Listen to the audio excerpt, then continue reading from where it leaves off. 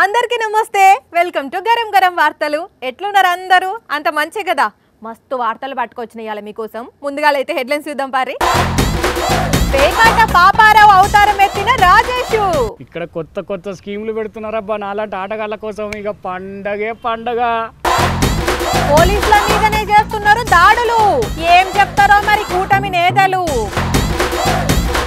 BRS నుంచి పోయిన వాళ్ళు వస్తున్నారు బయటికి ఏమైందో మరి కాంగ్రెస్ పార్టీకి వేదిక మీదనే నిద్రపోతున్నాడు సిద్ధరామయ్య జోలపాట గిట్ల ఎవరన్నా వాడాలి నానయ్య 40 రోజులు అడవిలో కట్టేసిండు భార్యను ఎట్లా శిక్షించాలి ఆ భర్తను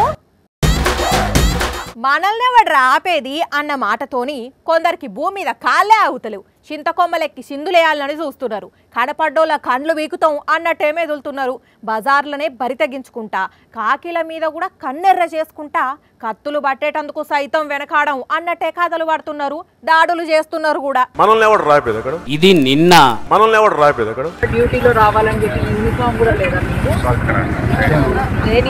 ఇది అంతకంటే ముందు మనల్ని ఎవడు రాపేది అక్కడ ఇక మనల్ని ఆపేది ఎవరు కూటమి అధికారంలోకి వచ్చింది కుమ్మేసుడే అన్నట్టు పోలీసుల మీదకే రెచ్చిపోతున్నారు కొందరు కూటమికి చెందిన కార్యకర్తలు అయితే నా బూతులు లేకపోతే నా దాడులు మినిస్టర్ గారి భార్య దగ్గర నుంచి మొదలు పెడితే చిన్న చిత్క కార్యకర్తలు కూడా మమ్మల్ని ఎవర్రా ఆపేది అనే కాడికి పోయింది కథ పోలీసుల మీదనే ఇట్లా దాడులు జరుగుతున్నాయంటే మరిగా మామూలు జనాల పరిస్థితి ఏందో ఆలోచించాలి ఇట్లా ఏపీలో ఇష్టం ఉన్నట్టు దాడులు జరుగుతున్నా కనీసం ఆపేటోళ్ళు లేరు వద్దనేటోళ్ళు అంతకంటే లేరు ప్రెస్ మీట్లల్లో హడావిడి చేసుడు ఒక్కటేగా అనిపిస్తున్నది చంద్రబాబు నాయుడు గారు సీఎం గా ఉన్నారు అంటేనే ఆటోమేటిక్ గా లా అండ్ ఆర్డర్ చేతిలోకి వచ్చినట్టే చూస్తుంటే ఇంకా రేపట్లో ఇంకెన్ని దాడులు జరుగుతాయి అని భయం అవుతున్నది మళ్ళీ దీనికి తోడు చంద్రబాబు గెలిస్తే క్వాలిటీ మద్యం తెస్తానన్నాడు కదా ఇప్పుడు ఆ క్వాలిటీ మద్యం తాగిన మత్తులనే ఈ దాడులన్నీ జరుగుతున్నాయి ఇక మరి ఏది క్వాలిటీ మద్యమో ఎవరు ఎందుకు రెచ్చిపోతున్నారో అంతా కూటమి పెద్దలకే తెలవాలి కానీ ఇంత జరుగుతున్న వాళ్ళు ఒక్క మాట కూడా మాట్లాడతలేరు అంటే ఇట్లా దాడులు చేయమని చెప్తున్నట్టేనా ఇట్లా 65 సీట్లతోని గెలిచి పవర్లకు వచ్చిన కాంగ్రెస్ పార్టీకి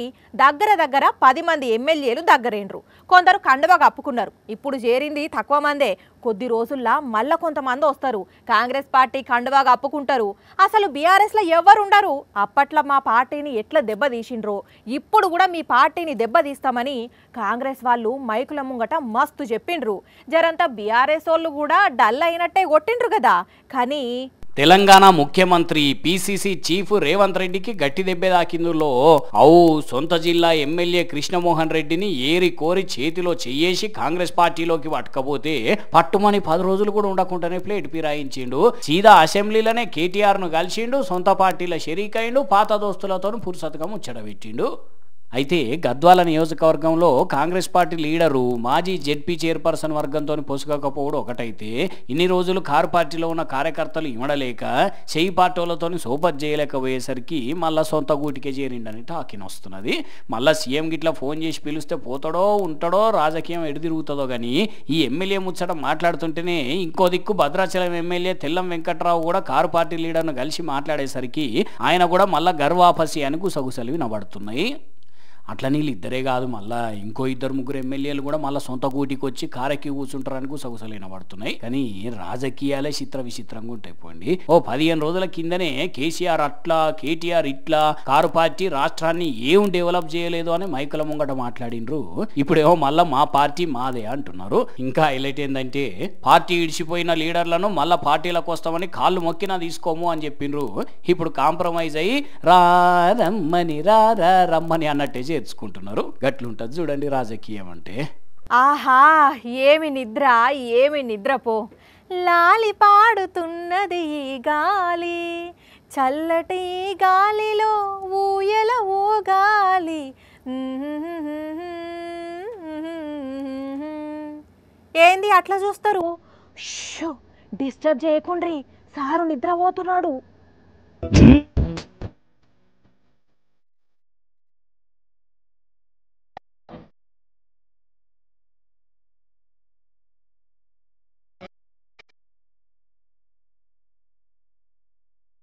ఆ గాలి రాగాలలో ఊయలలు గాలి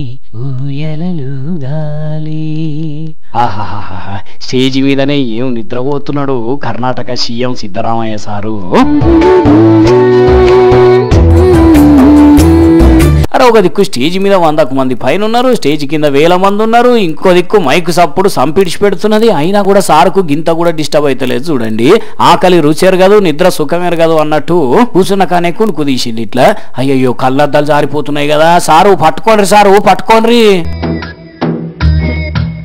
ఊరిని అద్దాలు జారిపోతున్నా కూడా లేస్తలేడు కదా, చిన్న పొలగాలని కదా ఉయ్యల్లే చూపితే వండుకున్నట్టే హాయిగా కొనుక్కు తీస్తున్నాడు. ఓ సారు మిమ్మల్ని లేవురే మీటింగ్లు ఉన్నారు, నెక్స్ట్ మీరే మాట్లాడేది లేవురే. నిన్నట్ల సార్ ఒక మీటింగ్ పోతే సార్ కంటే ముందు చాలా మంది మాట్లాడుతుండేసరికి ఇప్పట్లో నా వంతు రాదు అనుకున్నట్టున్నాడు. టైం వేస్ట్ ఎందుకు చేయాలని ఇట్లా మంచిగా ఏసీ గాలికి ఎంజాయ్ చేసిండు అన్నట్టు. మామూలుగా రాజకీయ నాయకులకు ఊపిరి జలపకుండా పనులు ఉంటాయి, మరి సారుకి ఎన్ని రోజులు నిద్ర కరువైందో ఏందో గానీ ఇట్లా మీటింగ్లనే నిద్రపోయిండు అన్నట్టు. ఇట్లా స్టేజ్ మీద నిద్రపోవడు సార్కి ఏం కొత్త కాదు. ఆల్మోస్ట్ ఆల్ ఏ మీటింగ్ పోయినా ఆడ పండుకొనే ఉంటాడు సారు.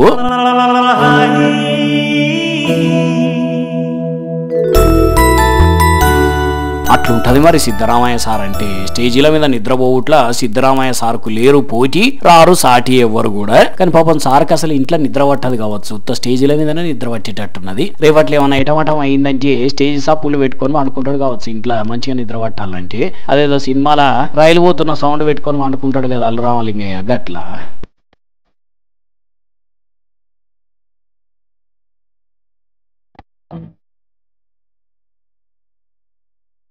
కరోనా టైంలో కష్టాలలో ఉన్నోళ్ళని ఆదుకున్నోళ్ళ దాంట్లో ఏక్ నెంబర్ ఎవరంటే ఎవరైనా ఏం చెప్తారు, ఇంకెవరు సోను సూద్ సార్ పేరే చెప్తారు.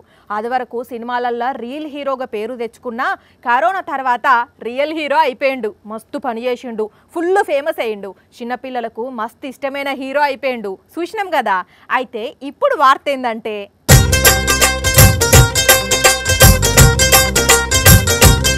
वाह वाह वाह वाह क्या बात है పోలా అద్రి పోలా mind blowing unbelievable Sonu Sood sir ఫోటోవా. అయినా ఇట్లెందుకు చేసిండ్రు అంటే సార్ బర్త్డే కాబట్టి.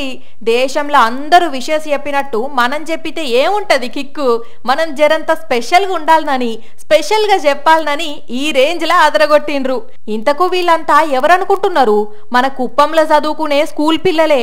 ముందుగాల సోను సూద్ బొమ్మని గీసిండ్రు, అటెంకా అట 600 మంది ఇట 600 మంది నిలబడి వాళ్ళ సారు ఓకే రెడీ అనగానే 2 నిమిషాల్లో పర్ఫార్మెన్స్ ను పీక్ స్టేజ్ కి తీసుకుపోయిండ్రు.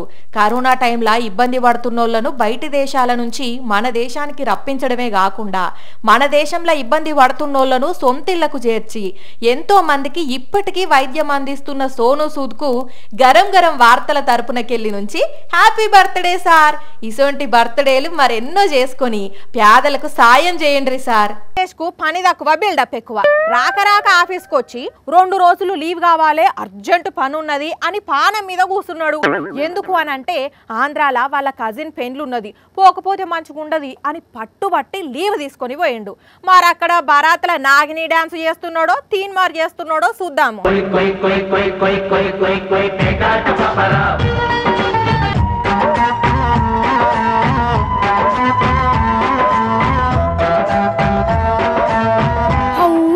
ఈ పోరడేంది పెళ్లి కని పోయి పత్తాలు ఆడుకుంటూ కూర్చున్నాడు.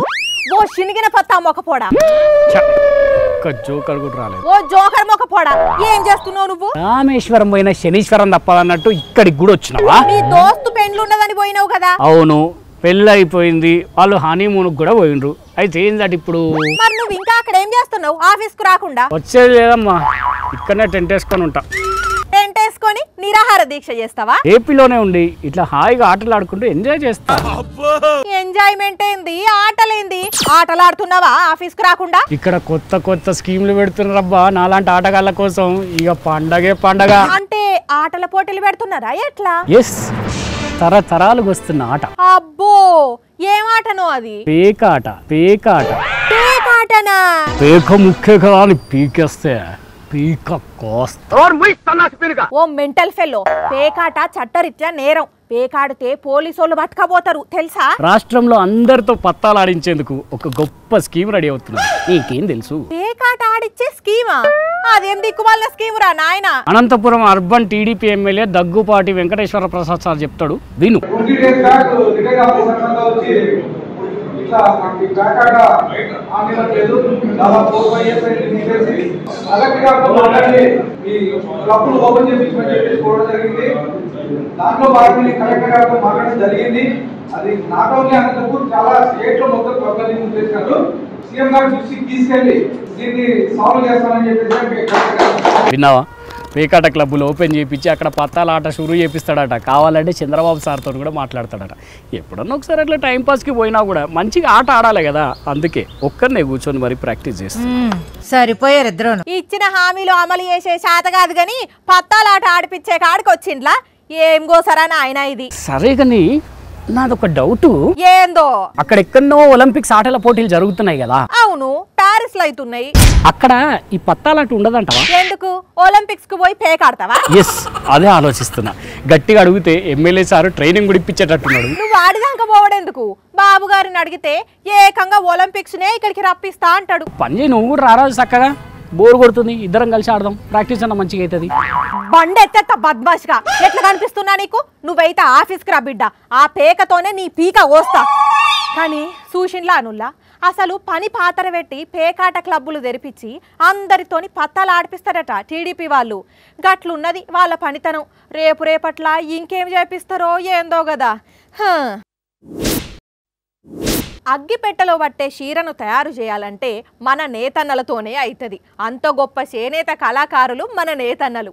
అలాంటి కళతోనే ఇప్పుడు ఓ చీర శాలువా తయారు చేసి వేములవాడ స్వామి అమ్మవార్లకు అందజేసిండ్రు. ఒక అగ్గిపెట్టెలో అమ్మవారికి చీర, ఇంకొక అగ్గిపెట్టెలో స్వామివారికి శాలువా తీసుకొచ్చింది ఈ చేనేత కార్మికన్న. ముందు కుటుంబంతో కలిసి ఏమ్లాడ గుళ్ళె పూజలు చేసిండు. ఇక పూజ అయింది కాబట్టి ఒక్కసారి అమ్మవారి చీరను చూపెట్టుండ్రయ్యా.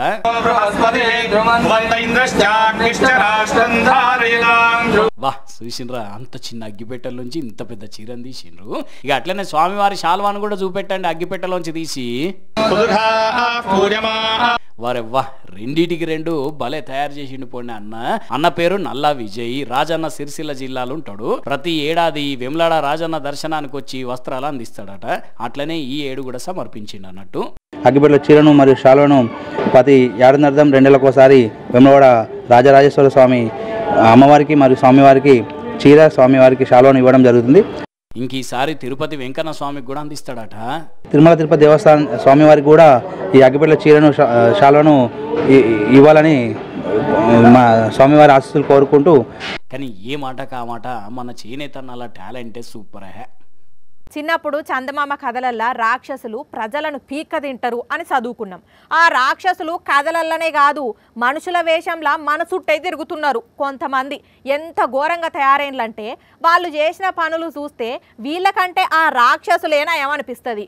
ఒక భర్త తన భార్యను ఎంత గోస పెట్టినట్టే చూస్తే పానం దేవినట్లయితుంది. 40 రోజుల నుంచి తిండి తిప్పలు లేవు, తాగేతందుకు నీళ్లు లేవు. ఇంకో మనిషి జాడగూడ లేని అడవిలా ఈమె బిక్కు బిక్కుమనుకుంటా నరకం అనుభవించింది. ఇంతకంటే ఘోరం ఇంకేమన్నుంటదా?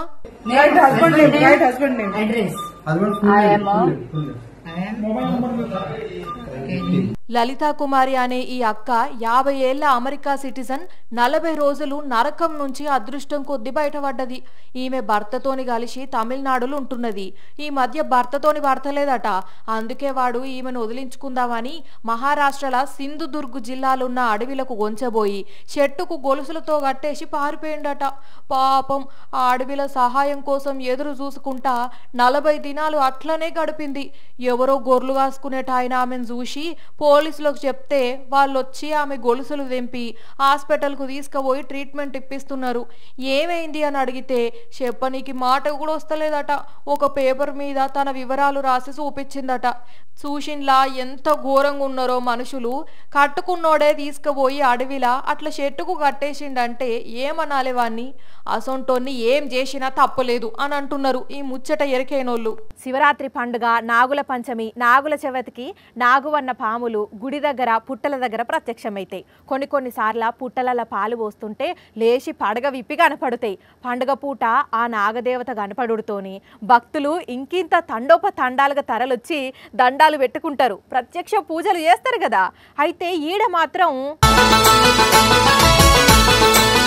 విగ్రహంలో పాములు ఎట్లా పడగ విప్పున్నాయో విగ్రహం పైన పాము కూడా సేమ్ అట్లనే పడగిప్పి ప్రత్యక్షమైంది.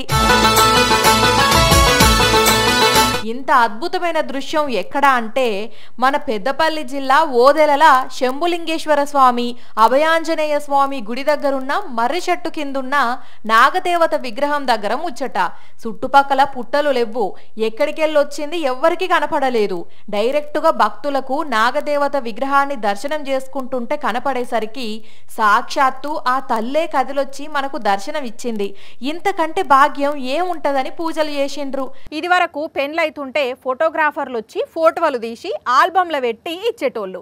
అటెంక ఫోటోలే కాకుండా వీడియోలు తీసి సినిమా పాటలతోని ఎడిటింగ్ చేసి క్యాసెట్లు ఇచ్చుడు షురూ చేసిండ్లు.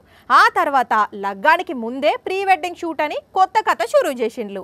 ఇక ఇప్పుడు శోభన వారాల్లో కూడా ఫోటోలు వీడియోలు తీపించుకుంటున్నారు.